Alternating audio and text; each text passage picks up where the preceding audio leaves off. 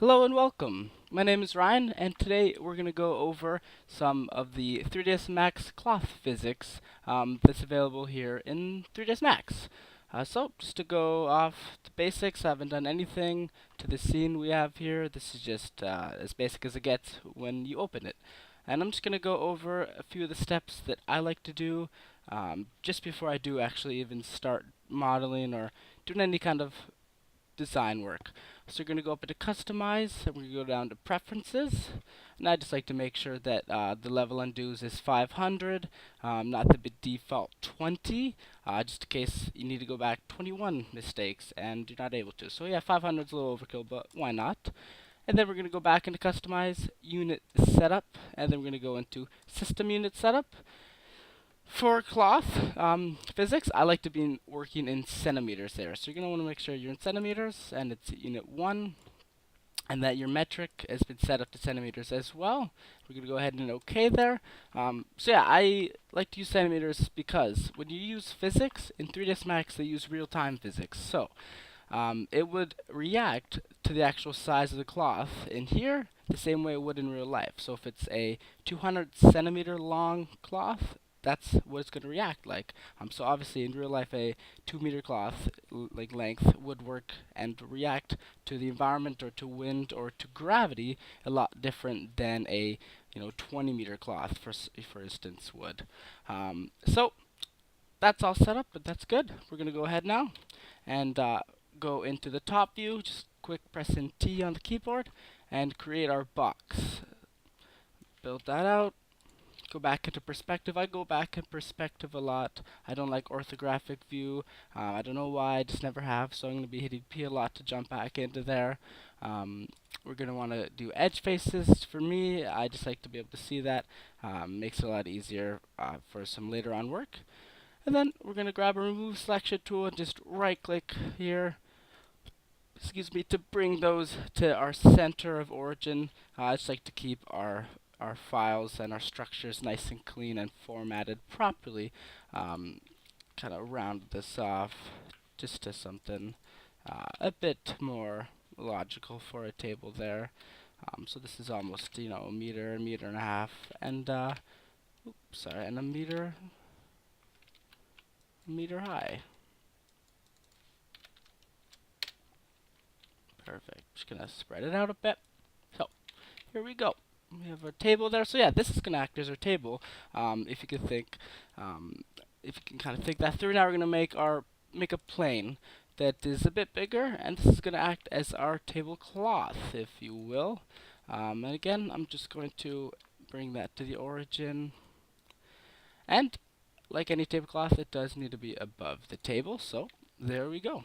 Pretty simple. So obviously you're thinking, this doesn't really look anything crazy. It doesn't look like much. Doesn't look like a tablecloth too, but we get there. So first step, we're going to want to add our cloth modifier. And then we're going to go into object properties here. So we're going to click our plane.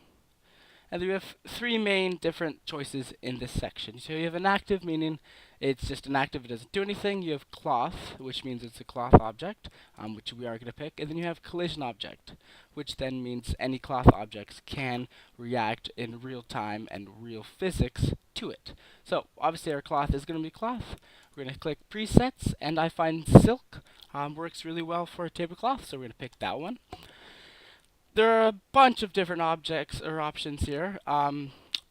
You don't need to worry about this. This is a very beginner lesson. Making your own custom cloths can be fun, but also very confusing. So yeah, odds are there's definitely a preset you can use because there's about 20 options there. And then we're going to now add an object. You're going to grab your box, which is our table. And even guessed it, that is going to be our collision object. So we have our plane, which is our cloth, which is a cloth, and our box, which is our table. So it's a collision object. So we're going to hit OK there. And now we can actually simulate it. So there's three different simulation options here. You have simulate local, which will just run the simulation real time. it would be affected with gravity. You have simulate local damped, which just is a bit more of a realistic simulation than the simulate local, but it does work your computer a bit harder. So depending on your specs and how much time you have, you can always use that option. I tend to use the damped a lot. And then you do have simulate, which is just going to run through your keyframes to the amount of the simulation. So let's say you want to bake out an animation for a game or a video. That's usually the best way to do it. But for today, we're going to just be using these two options just to showcase the simulation as a whole. So we're going to go ahead and hit simulate local there. So you're probably thinking, well, that doesn't look right. And it doesn't look right. And that's for two reasons. One, you have to imagine that our box and our plane, they don't look like they have a lot going on. They don't have a lot of polygons. For any sort of physically based physics rendering in 3ds Max, the poly count and the screen surfaces really do make a difference. So there is not enough going on here. Not at all. So what we're going to do is we're going to go down to our box. We're going to hit yes just to make sure it does collapse everything for our cloth so we can come back. And then we're going to add some segments. So we're just going to add about 5 here, but as well a turbo smooth just to round off those edges a bit, but I'm going to bring the iterations up. That way none of the corners will be poking through our cloth when we simulate it later. So that's all good. And then we're going to go and do the same thing to our plane.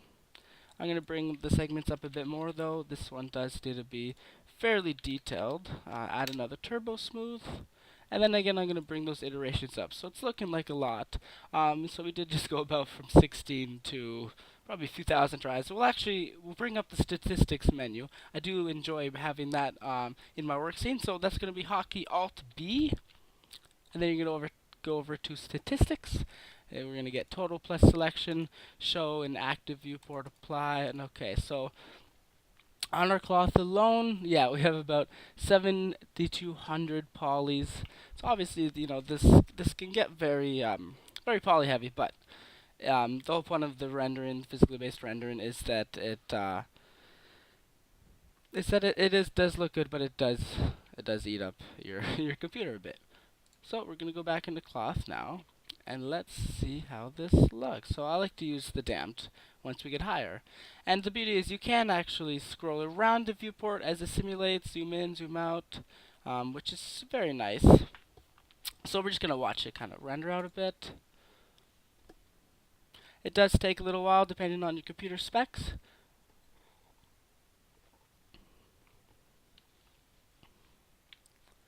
But as you can tell, you can really punch out something very unique and something that looks pretty realistic very quickly, in a matter of minutes even. I just turned off my edge faces there just so we can get a bit more of a realistic look. Now when you feel like you've rendered out enough, all you want to do is hit the same button and it'll stop the render there. So if you like the way it looks, that's perfect. You don't need to change it again, but if you do, you just hit reset state. And then again, you can do the same option if you want to change some settings around. That's just how you go back to the way the cloth was. Now, I didn't get as unlucky as some people might, probably because I've done this a few times. But sometimes, when you do simulate, some of your geometry will start spreading out and just expanding off into the universe, looking disgusting, just really not what you want at all. And a quick fix for that is this self-collision option here. So if you put that on, I like to use 2 or 3, depending on, again, your hardware. And that option there basically sets up so the cloth doesn't overlap its own mesh. So it doesn't get confused when it's falling and being affected by gravity. So we'll put that up to 3. I'll do another simulate local damped, and we'll see how that looks.